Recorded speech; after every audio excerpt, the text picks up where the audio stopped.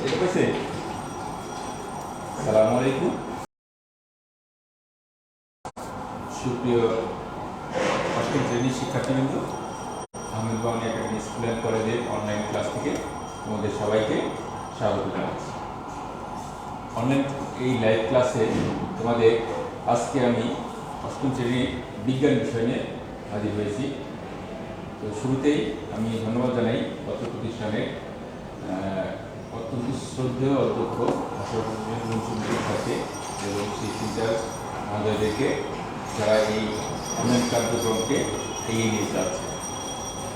তো সুপ্রিয় শিক্ষার্থীবৃন্দ, আজকে অষ্টম শ্রেণীর আমাদের বিজ্ঞান বইয়ের অর্ধবার্ষিকের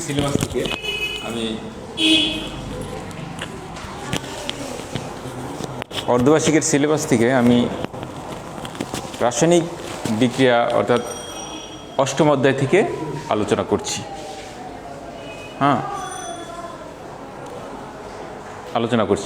তো আজকে আমাদের অষ্টম অধ্যায়ের রাসায়নিক বিক্রিয়া। তাহলে আমরা দেখব রাসায়নিক বিক্রিয়া কি এবং কে এই বিক্রিয়াটা সংগঠিত হয়, কিভাবে হয়। তাহলে আমরা দেখতে পাচ্ছি যে এই রাসায়নিক বিক্রিয়াটা আসলে কিছু রাসায়নিক পদার্থের সমন্বয়ে সংগঠিত হয়, অর্থাৎ কিছু রাসায়নিক পদার্থের আয়নের এই প্রতিক্রিয়ার ফলে যেটা সৃষ্টি হয় সেটাই হলো রাসায়নিক বিক্রিয়া। তাহলে এই রাসায়নিক পদার্থগুলো আসলে কি? রাসায়নিক পদার্থ অর্থাৎ পদার্থকে আমরা যেগুলো বিশ্বজগতের পদার্থকে আমরা মৌলিক এবং যৌগিক এই দুই ভাগে ভাগ করতে পারি। তাহলে রাসায়নিক মৌলিক পদার্থগুলো কোনগুলো? আমরা জানি মৌলিক পদার্থ এ পর্যন্ত আবিষ্কৃত হয়েছে কয়টি? 118টি। এখন এই 118টি মৌলিক পদার্থ এখন পর্যন্ত আবিষ্কৃত হয়েছে। আমাদের চারপাশে যা কিছু দেখতে পাচ্ছি এবং যে সকল বিক্রিয়াগুলো ঘটছে, এই আমাদের জানা এই 118টি মৌলের মধ্যেই ক্রিয়া প্রতিক্রিয়ার ফলেই ঘটছে। এখন আমরা দেখব যে এই 118টি মৌল এদের কিভাবে প্রতিক্রিয়া সৃষ্টি করে অর্থাৎ বিক্রিয়া সংঘটিত করে। এখন এগুলো জানতে হলে আমাদের এই মৌলিক পদার্থগুলো বা যে 118টি মৌল এগুলো সম্পর্কে চিনতে হবে। তাহলে আমরা কি জানি? দেখলাম যে প্রথম দিকে যে 118টি মৌল আছে সেগুলো কি? 1 নাম্বার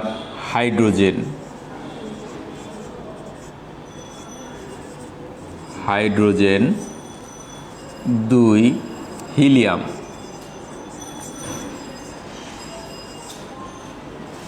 3 লিথিয়াম,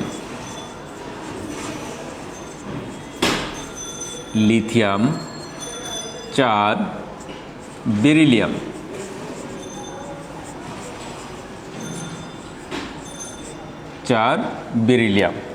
5 আরেকটা মৌল লিখি বোরন, 6 নম্বর লিখি কার্বন, আমাদের অতি পরিচিত একটি মৌল কার্বন। এখন এভাবে চলতে থাকবে, অর্থাৎ 118টি পর্যন্ত মৌল নিয়ে আমাদের আলোচনা করা হয় বা লেখা যাবে।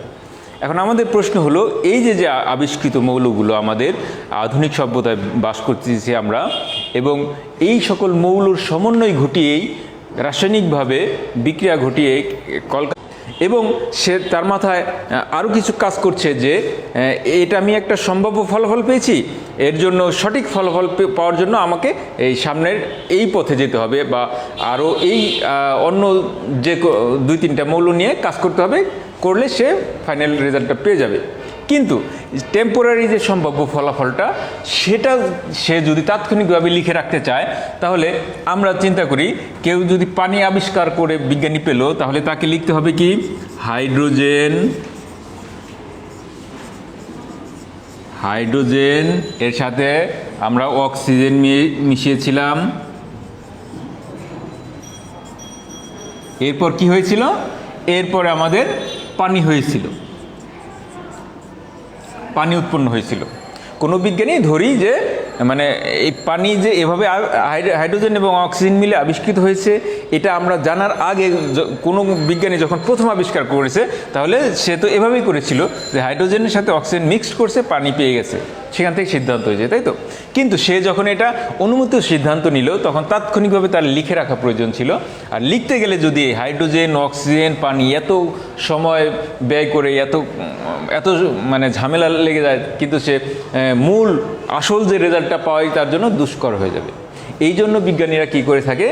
বিজ্ঞানীরা করে থাকে এই যে সব আমাদের 118টি মৌল আবিষ্কৃত হয়েছে, এই 118টি মৌলকে এইভাবে না লিখে, এত ব্রড ফর্মে না লিখে শর্ট ফর্মে লেখার একটা ব্যবস্থা করেছেন, যেটাকে কিনা বলা হয় প্রতীক, অর্থাৎ সিম্বল। প্রতীক অর্থাৎ সিম্বল। তাহলে এই প্রতীক বা সিম্বল কি? প্রতীক যে কোনো অর্থে আমরা দৈনন্দিন জীবনে ইউজ করি শব্দটা, কিন্তু এক্ষেত্রে প্রতীকটা হলো এই যে মৌলগুলো আছে, আমাদের রাসায়নিক মৌলগুলো আছে 118টি মৌল, এই মৌলগুলোর এই পুরোপুরি ইলাবোরেট ফর্মে না লিখে শর্ট ফর্মে লেখার একটা পদ্ধতি। অর্থাৎ কোনো রাসায়নিক মৌলের পুরো নামের সংক্ষিপ্ত রূপকে বলে মৌলের প্রতীক। তাহলে কিভাবে প্রতীকগুলো দাঁড় করালো বা এগুলোর প্রতীকই বা কি আমরা একটু দেখে নেব। তাহলে হাইড্রোজেনের প্রতীক এভাবে নির্ধারণ করেছে এইচ দ্বারা, জাস্ট প্রতীক। লিথিয়ামের প্রতীক আমরা জানি Li, হিলিয়ামের প্রতীক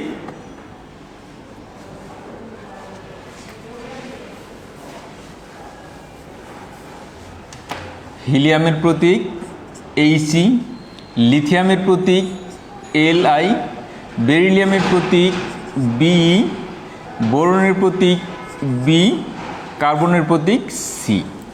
এখন আমরা অলরেডি দেখতে পাচ্ছি যে আমি যে বললাম যে শর্ট ফর্ম ইউজ করছে, প্রথম অক্ষরের জায়গায় যদি একাধিক মৌল হয়ে যায়, যেমন আমরা একটা সিরিজ কল্পনা করি, প্রথম অক্ষরের জায়গায় যদি একাধিক মৌল হয়ে যায়, যেমন কার্বন দ্বারা আমরা যদি চিন্তা করি, সিতে কার্বন, হ্যাঁ সিতে কার্বন বোঝায়, সিএতে ক্যালসিয়াম বোঝায়,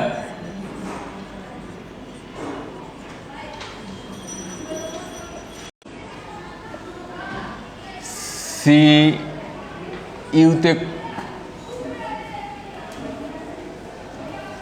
সিআরে কপার বোঝায়,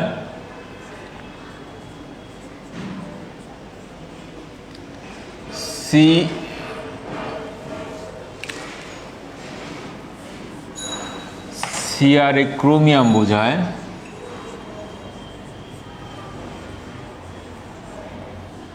সিইউতে কপার বোঝায়।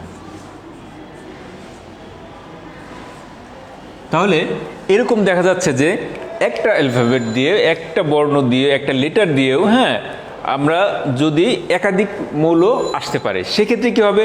সেক্ষেত্রে একটা লেটার দিয়ে তো আর সবগুলো মৌলকে বোঝানো যাবে না।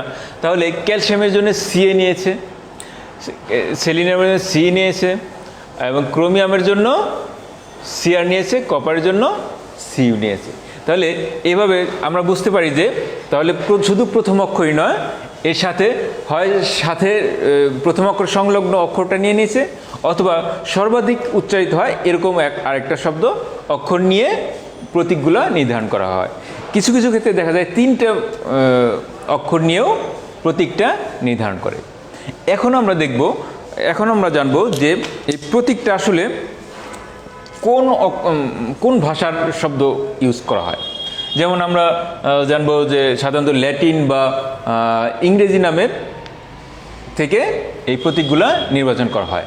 এছাড়া আরবি নাম থেকেও কয়েকটা মৌলের প্রতীক আছে। হ্যাঁ, তাহলে আমরা দেখতে পেলাম যে গবেষণার জন্য, কোনো কিছু আবিষ্কার করার জন্য গবেষণাগারে বিজ্ঞানীরা এই যে মৌলিক পদার্থগুলোকে লিখার জন্য বা স্মরণ রাখার জন্য বা এটাকে আইডেন্টিফাই করার জন্য যে শর্ট ফর্ম ব্যবহার করে, সেটা হলো মৌলের প্রতীক। অর্থাৎ কোনো রাসায়নিক মৌলের পুরো নামের সংক্ষিপ্ত রূপটাই হলো মৌলের প্রতীক। সেক্ষেত্রে আমরা আরও কিছু প্রতীক দেখব, যেটা কিনা ল্যাটিন নামের পুরোপুরি ইংলিশ থেকে আমরা বুঝতে পারি না। যেমন সোডিয়ামের প্রতীক হয় Na, অর্থাৎ ন্যাট্রিয়াম থেকে এসেছে সোডিয়াম, ঠিক আছে। তাহলে এগুলো থেকে আমরা বুঝতে পারি যে উচ্চারণের ক্ষেত্রে মিল না মনে হলেও ল্যাটিন শব্দ থেকে আসার কারণে কিছু কিছু প্রতীক আমরা ভিন্ন রকম দেখতে পারি। তাহলে আমরা প্রতীক সম্পর্কে মোটামুটি জানলাম কীভাবে আসলো, কোন কোন ভাষার শব্দ আছে এবং এর প্রয়োজনীয়তাটা কী। এখন আমরা দেখি এই মৌলগুলো আমরা বিক্রিয়ার সময় বলেছিলাম যে বিভিন্ন মৌল বা বিভিন্ন উপাদানগুলো একে অপরের সাথে রিয়েক্ট করে রাসায়নিক বিক্রিয়া সংঘটিত হয়। এখন এই যে এই মৌলগুলো যে বিভিন্নভাবে রিয়েক্ট করতে পারে, এখন আমরা দেখব যে এটা হলো পারমাণবিক পর্যায়ে আছে, এটা মৌলের একটা প্রতীক অবস্থা আছে। কিন্তু আমরা দেখব যদি মনে করি হাইড্রোজেন কি একটা গ্যাস, তাহলে এই হাইড্রোজেন কি এই অবস্থায় সব জায়গায় থাকে না। আমরা জানি গ্যাসগুলো সাধারণত দ্বিপরমাণুক অবস্থায় থাকে। অর্থাৎ আমরা এখানে বুঝতে পারছি যে কোনো কোনো মৌল, কোনো কোনো পদার্থ শুধু এই প্রতীকের অবস্থায় থাকে না। এই প্রতীক দ্বারা হলে মৌলের প্রতীক দ্বারা বোঝায় এটা একটা মৌলকে রিপ্রেজেন্ট করে, এটা রাসায়নিক বিক্রিয়ায় অংশগ্রহণ করে, কিন্তু প্রকৃতিতে এভাবে বিরাজ করতে পারে না। প্রকৃতিতে যেভাবে বিরাজ করতে পারে, যেমন গ্যাসগুলো দ্বিপরমাণুক অবস্থায় বিরাজ করে এবং এই মৌলের সমন্বয়ে যে যৌগ গঠিত হয় সেই যৌগগুলো পাওয়া যায়। যৌগ আমরা জানি মৌলিক অণু বা যৌগিক অণু আছে, হ্যাঁ। তাহলে এই মৌলগুলো দ্বারা বিভিন্ন যৌগ গঠিত হয়, বিভিন্ন যৌগের অণু গঠিত হয়। এখন আমরা দেখব এই সেই বিভিন্ন যৌগের যে অণুটা লেখা, সেটার নাম হলো সংকেত। অর্থাৎ এই মৌলগুলোর সমন্বয়ে যেগুলো তৈরি হয়, যে যৌগগুলো, সেই যৌগগুলোকে রিপ্রেজেন্ট করার, যৌগগুলোকে প্রকাশ করার যে সিস্টেম, সেটা হলো সংকেত। তাহলে আমরা দেখব এখন সংকেত কিভাবে লেখা হয়।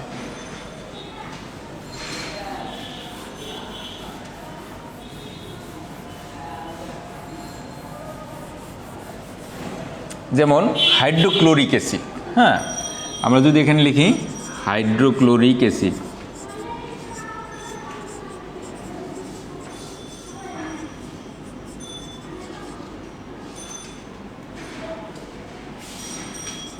হাইড্রোক্লোরিক অ্যাসিড, তাহলে এখানে হাইড্রোক্লোরিক অ্যাসিডটা উৎপন্ন হয়েছে কি হাইড্রোজেন এবং ক্লোরিন দ্বারা। তাহলে এখানে লেখা যায় HCl, ঠিক আছে। তাহলে এই HCl দ্বারা বোঝা যায় হাইড্রোক্লোরিক অ্যাসিডের সংকেত। অর্থাৎ সংকেত দ্বারা টোটাল আণবিক অবস্থা বোঝানো হয়, হ্যাঁ। তাহলে এই যে সংকেত লেখার জন্য আমাদের আরেকটা টার্ম মনে রাখতে হবে, সেটা হলো যোজনী। তাহলে এই যোজনীটা কি? আমরা এই যে এই মৌলগুলো ব্যবহার করে বা এই মৌলগুলো মিলে যে যৌগগুলো গঠিত হয়, সেই যৌগগুলো কিভাবে গঠিত হয়, একে অন্যের সাথে যে যুক্ত হওয়ার ক্ষমতা, রাসায়নিক মৌলগুলোর একে অন্যের সাথে যুক্ত হওয়ার যে ক্ষমতা, তাকে বলা হয় কি যোজনী। এখন এই যোজনী আবার কিভাবে গঠিত হয়? আমরা জেনে থাকবো যে এই মৌলগুলো প্রকৃতিতে মুক্ত অবস্থায় সবসময় পাওয়া যায় না। তাহলে এটা আণবিক অবস্থায় থাকে, অর্থাৎ অণু হিসাবে গঠিত অবস্থায় থাকে। এখন এই মৌলগুলো কিভাবে একে অপরের সাথে যুক্ত হয়, সেই ক্ষমতাটা হলো যোজনী। তার কীভাবে যুক্ত হবে আমরা একটু আলোচনা করি। দেখা যাবে যে সবগুলো মৌল রাসায়নিকভাবে স্টেবল বা স্থিতিশীল থাকে না। কোনো মৌলের আমরা ষষ্ঠ অধ্যায়ে জেনে এসেছি, কোনো মৌলের অষ্টক পূর্ণ হতে কিছু সংখ্যক ইলেকট্রন কম থাকে, আবার কোনো মৌলের অষ্টক পূর্ণ হওয়ার পর দু একটা ইলেকট্রন বেশি থাকে। সেক্ষেত্রে মৌলগুলো স্থিতিশীল বা সুস্থিত হয় না। তাহলে আমরা কি দেখব? সেই মৌলগুলো সবসময় চায় যে স্থিতিশীল বা সুস্থিত হতে। স্থিতিশীল বা সুস্থিত হওয়ার জন্য তার কি প্রয়োজন? তার প্রয়োজন হলো একটা, দুইটা বা তিনটা সংখ্যক ইলেকট্রন যদি সর্বোচ্চ শক্তি স্তরে থাকে, সেই 1, 2 অথবা 3 সংখ্যক ইলেকট্রনকে ত্যাগ করে সে তার সর্বোচ্চ শক্তি স্তরের অষ্টকটা পূর্ণ করতে চায়, অর্থাৎ স্থিতিশীল হতে চায়। আমরা একটা উদাহরণের সাহায্যে দেখি। যদি মনে করো এখানে নিউক্লিয়াস,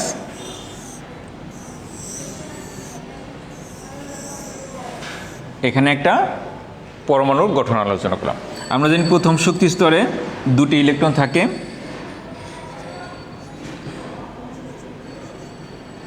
দ্বিতীয় শক্তি স্তরে 8টা ইলেকট্রন থাকতে পারে, আমরা যদি এটাকে ম্যাগনেসিয়াম বিবেচনা করি, অর্থাৎ এটাকে যদি বলে থাকি এটা একটা ম্যাগনেসিয়াম পরমাণু, তাহলে আমরা জানি ম্যাগনেসিয়ামের পারমাণবিক সংখ্যা হলো কত? 12। তাহলে এক্ষেত্রে আমাদের আর সর্ববিস্তর শক্তি স্তরে 2টি ইলেকট্রন থাকবে। তাহলে এই সর্ববিস্তর শক্তি স্তরে আমরা জানি কোনো পরমাণু সর্বশেষ শক্তি স্তরে যদি 8 সংখ্যক ইলেকট্রন থাকে তাহলে সেইটা অষ্টক পূর্ণতা বোঝায় এবং সেই পরমাণুটা অধিকতর স্থিতিশীল বা সুস্থিত বোঝায়। এখন দেখা যাচ্ছে যে প্রথম দ্বিতীয় শক্তি স্তরে 8টি ইলেকট্রন আছে, বেশ সুস্থিতই ছিল, বাট তৃতীয় শক্তি স্তর ক্রিয়েট হয়ে এখানে 2টা ইলেকট্রন রয়েছে। 2টা ইলেকট্রন রয়েছে, তার মানে সর্ববিস্তর শক্তি স্তরটায় অষ্টক পূর্ণ নেই। অষ্টক পূর্ণ না থাকার কারণে এই ম্যাগনেসিয়াম পরমাণুটা পারমাণবিক অবস্থায় অধিকতর স্থিতিশীল বা সুস্থিত থাকে না। এর অধিকতর স্থিতিশীল বা সুস্থিত থাকার জন্য কি করতে হয়? ম্যাগনেসিয়াম সর্বদাই চায় যে এই 2টা ইলেকট্রন অপর কাউকে দিয়ে দিতে, অপর কাউকে দিয়ে দিলে সে মুক্ত হয় এবং তখন এই তৃতীয় শক্তি স্তরটা বিলুপ্ত হয়ে যায়। তখন এই যে দ্বিতীয় শক্তি স্তরটা অর্থাৎ কোর শেলের ইলেকট্রনটা ভ্যালেন্স শেলের ইলেকট্রন হয়ে যায়, অর্থাৎ এই মাঝখানে যে শক্তি স্তরটা ছিল সেটা হয়ে যায় তখন কি বাইরের শক্তি স্তর। আর বাইরের শক্তি স্তর 8টা ইলেকট্রন অর্জিত হয়। বাইরের শক্তি স্তর 8টা ইলেকট্রন অর্জিত হয়ে সে কি হয়? অধিকতর স্থিতিশীল হয়। আর এই জন্য ম্যাগনেসিয়াম চায় সবসময় এই 2টা ইলেকট্রন অপর কাউকে দিয়ে দিতে। অপর কাউকে দিয়ে দিতে তার মানে কি? নিশ্চয়ই অপর কোনো মৌলকে দিতে হবে। মৌলের সাথে যদি দিতে চায় সেক্ষেত্রে আমাদের বন্ধনের বিভিন্ন নিয়ম আছে, সেক্ষেত্রে আয়নিক সমযোজী প্রভৃতি বন্ধনের মাধ্যমে অপরের সাথে যুক্ত হয়ে কি হয়ে গেল? নতুন একটা যৌগ গঠিত হয়ে গেল। ঠিক আছে, যৌগের অণু আমরা সেক্ষেত্রে লিখতে পারবো। তাহলে এখানে ম্যাগনেসিয়াম কি করবে? ম্যাগনেসিয়াম 2টা ইলেকট্রন যদি দিয়ে দেয়, ম্যাগনেসিয়াম 2টা ইলেকট্রন যদি দিয়ে দেয় তাহলে এটা হয়ে যায় কি? Magnesium 2+ ion.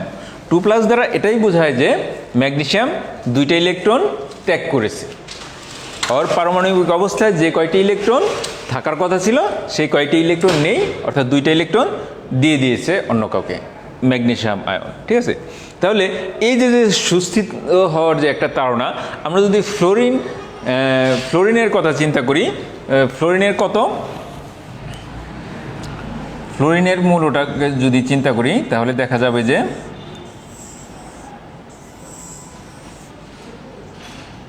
2, 6, 8, 8টা, 7টা, 2, 4, 6,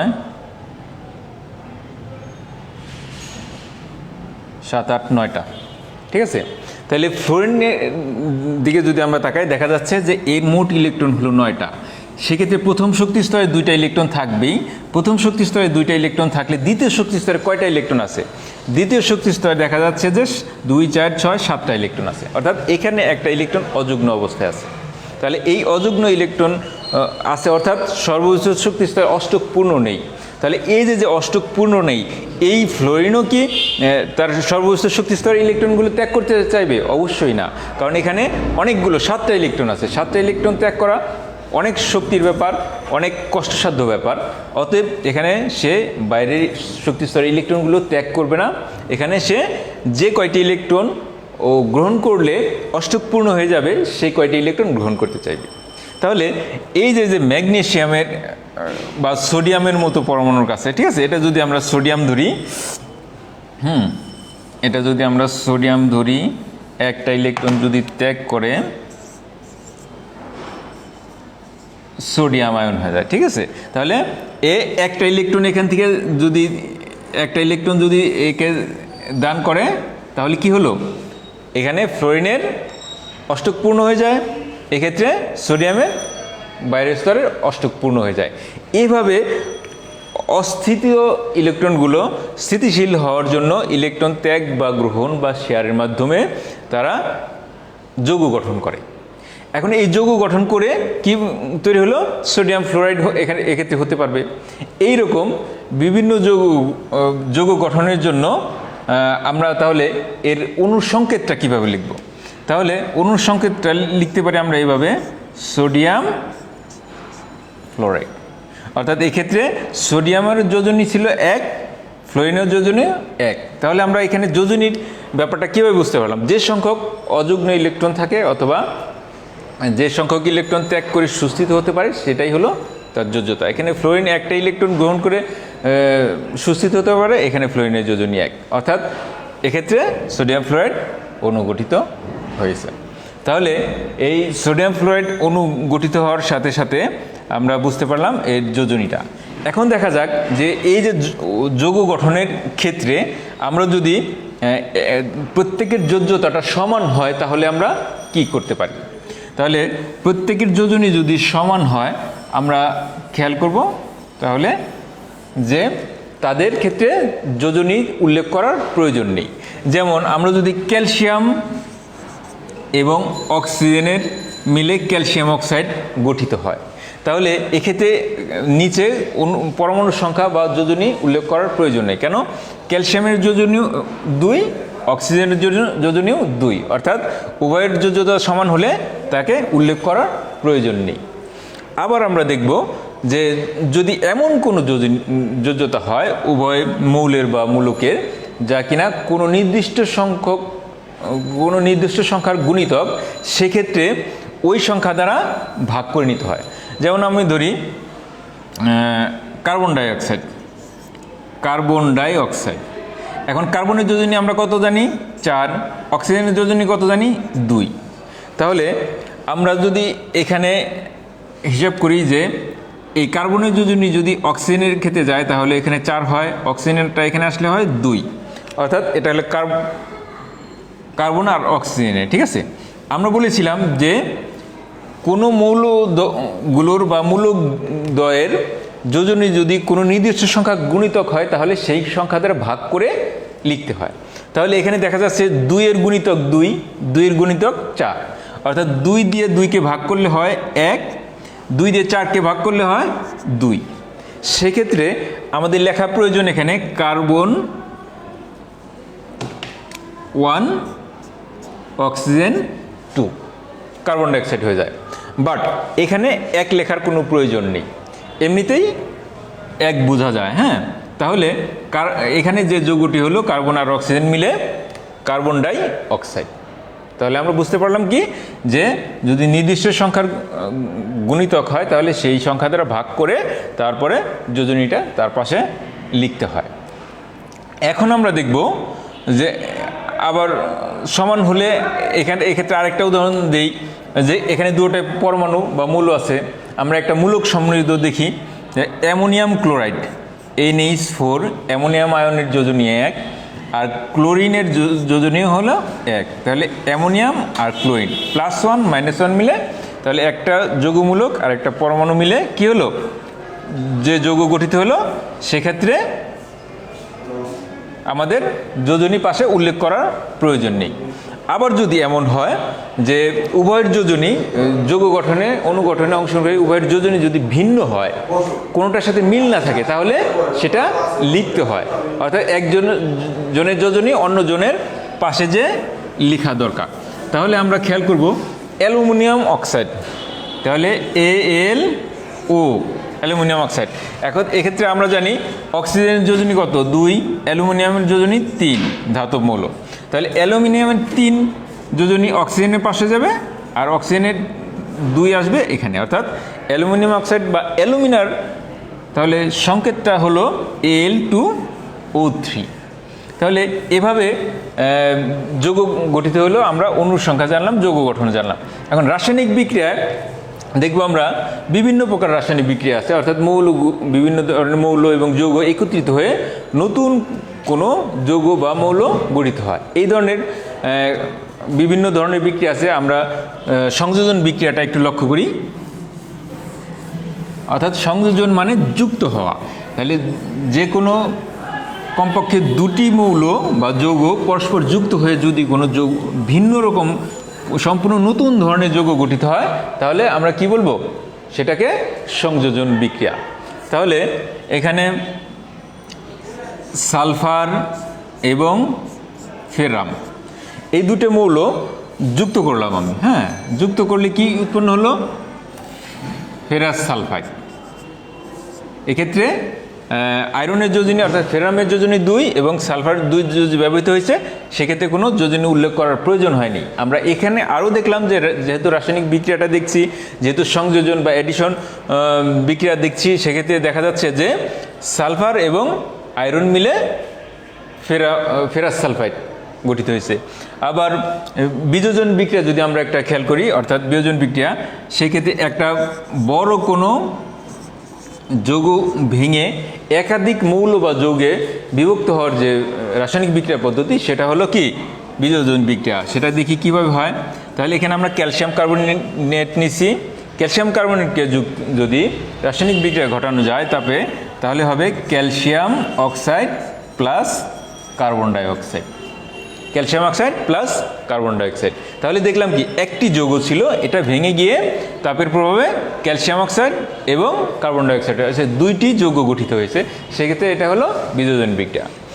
এরপর আছে প্রতিস্থাপন বিক্রিয়া, অর্থাৎ আমরা এক্ষেত্রে একটু বুঝে নেব। অর্থাৎ আমরা যদি জিঙ্ক প্লাস কপার সালফেট এই দুটোর বিক্রিয়া ঘটাই, দেখা যাবে প্রতিস্থাপন বিক্রিয়ার সংজ্ঞাকারে এভাবে বলা যায় যে যদি কোনো অধিক সক্রিয় মৌল তুলনামূলকভাবে কম সক্রিয় মৌলকে সরিয়ে দিয়ে প্রতিস্থাপিত করে নিজে ওই যৌগের অপর অংশের বা সাথে যুক্ত হয়, নিজে প্রতিস্থাপিত হয়, তাহলে সেই বিক্রিয়াটা হলো প্রতিস্থাপন বিক্রিয়া। এক্ষেত্রে দেখা যাচ্ছে কি জিঙ্ক, এখানে আছে কপার সালফেট, অর্থাৎ কপার সালফেটের 2টি অংশ, কপার ধনাত্মক অংশ, সালফেট ঋণাত্মক অংশ। অর্থাৎ এখানে জিঙ্ক যেহেতু ধনাত্মক অংশ, তাহলে কপারকে প্রতিস্থাপিত করার চেষ্টা করবে। আর সেটা সম্ভব হবে কীভাবে? আমরা জানি কপারের তুলনায় জিঙ্ক অধিক সক্রিয় ধাতু, এই জন্য জিঙ্ক কপারকে প্রতিস্থাপন করতে পারবে। সেক্ষেত্রে যে যৌগটা গঠিত হবে সেটা হবে জিঙ্ক